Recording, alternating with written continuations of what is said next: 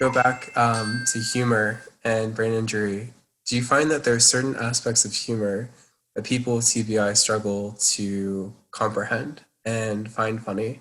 And likewise, are there ways that people with brain injury have difficulty making jokes or telling funny stories? Right. Yeah, exactly. I think you're right on target with that. Clearly, you know that area.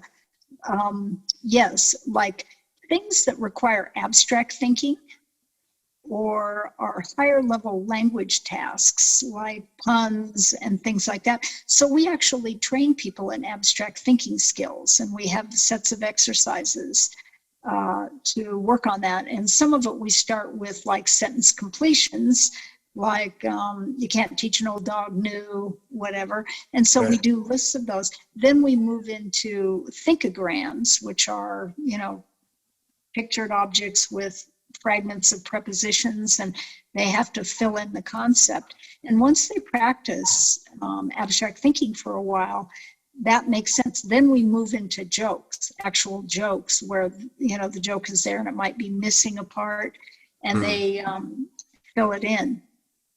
So it seems like a lot of idiomatic speech work. Right, exactly. Very cool.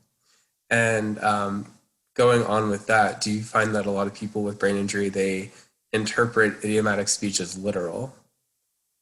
Yes, yes, yes, yes. Unfortunately, and sometimes that doesn't change, and sometimes it does. And sometimes they're hilarious. They see things before we do.